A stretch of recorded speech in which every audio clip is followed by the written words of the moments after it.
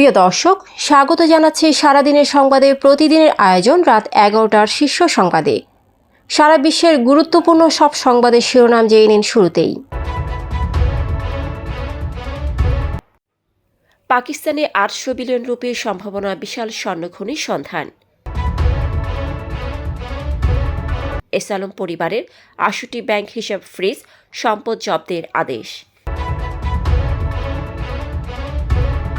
ভারত থেকে 1,30,000 metric ton diesel কিনবে Bangladesh. Nigeria সশস্ত্র গোষ্ঠীর হামলায় 40 কৃষক নিহত। অন্যদিকে পাকিস্তানের বেলুচিস্তানের নিরাপত্তা বাহিনীর অভিযানে নিহত 27। তরুণ প্রজন্মকে না বুঝলে ক্ষমতায় যারাই আসুক পরিণতি আওয়ামী লীগের মতোই হবে, বললেন হাসনাত।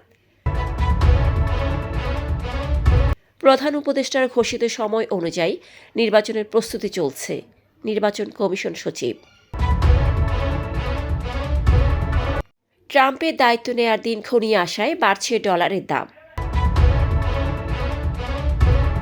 পাকিস্তান থেকে চাল আমদানি করবে বাংলাদেশ।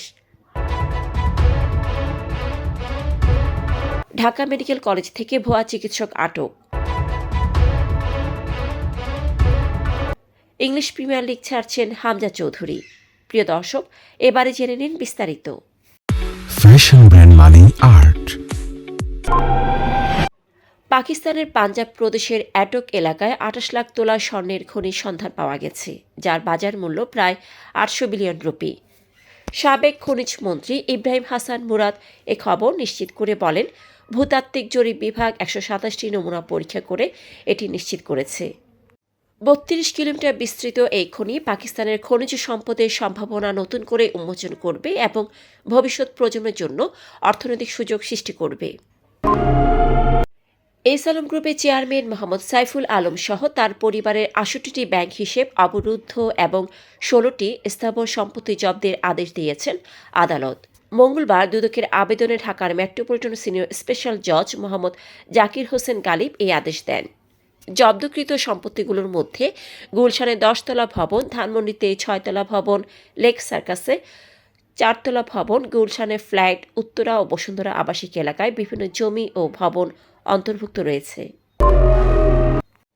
ভারত বাংলাদেশ সীমান্ত উত্তেজনার মধ্যে বাংলাদেশ সরকার শিগগিরই ভারতের নুমালীগড় রিফাইনারি লিমিটেড থেকে 1,30,000 মেট্রিক টন ডিজেল আমদানির সিদ্ধান্ত নিয়েছে।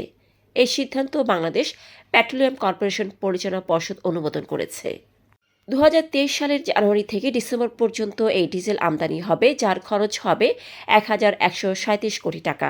বাংলাদেশের বার্ষিক ডিজেল চাহিদা 46 লাখ টন, যার 80% আমদানি করা হয়। পশ্চিম আফ্রিকার নাইজেরিয়ার সশস্ত্র গোষ্ঠীর হামলায় 40 জন কৃষক নিহত হয়েছেন, যাদের সবাই ISIL সংশ্লিষ্ট যোদ্ধাদের হামলায় প্রাণ হারান। অন্যদিকে পাকিস্তানের বেলুচিস্তান প্রদেশে বিচ্ছিন্নতাবাদীদের বিরুদ্ধে সামরিক অভিযানে 27 জন নিহত হয়েছেন। ISPR জানায়, গোয়েন্দা তথ্যের ভিত্তিতে বেলুচিস্তানের কাছি জেলায় অভিযানে বিপুল পরিমাণ অস্ত্র, গোলাবারুদ ও বিস্ফোরক জব্দ করা হয় এবং একাধিক গোপন আস্তানা ধ্বংস হয়। বৈষম্যবিরোধী ছাত্র আন্দোলনের আহ্বায়ক হাসান আবদুল্লাহ বলেছেন, যারা তরুণ প্রজন্মের ভাষা বুঝতে ব্যর্থ হবে তাদেরও আওয়ামী লীগের মতো পরিণতি হবে। মঙ্গলবার নারায়ণগঞ্জ শহরের চাষারায় কেন্দ্রীয় শহীদ মিনারে লিফলেট বিতরণ ও গণসংযোগ শেষে তিনি এ মন্তব্য করেন। প্রধান উপদেষ্টা অধ্যাপক ডক্টর মোহাম্মদ ইউনূসের ঘোষিত সময় অনুযায়ী নির্বাচন কমিশন জাতীয় নির্বাচনের প্রস্তুতি নিচ্ছে বলে জানিয়েছেন কমিশনের সিনিয়র সচিব আক্তার আহমেদ। মঙ্গলবার আগারগাঁও কমিশন ভবনে UNDPর প্রতিনিধিদের সঙ্গে বৈঠক শেষে সাংবাদিকদের এ কথা জানান তিনি। মার্কিন ডলারের দাম 2 বছরের মধ্যে সর্বোচ্চ পর্যায়ে পৌঁছেছে। মঙ্গলবার ডলার সূচক 0.16% বেড়ে 109.59 হয়েছে, যা সোমবার 26 মাসের মধ্যে সর্বোচ্চ 110.17তে উঠেছিল। বার্তা সংস্থা রয়টার্স জানায়, আগামী সপ্তাহে প্রেসিডেন্ট ডোনাল্ড ট্রাম্প হোয়াইট হাউসে ফিরে আসবেন এবং এতে দেশের অর্থনৈতিক নীতিতে কী পরিবর্তন আসবে সেটি নিয়ে সংশ্লিষ্টদের মনোযোগ থাকবে।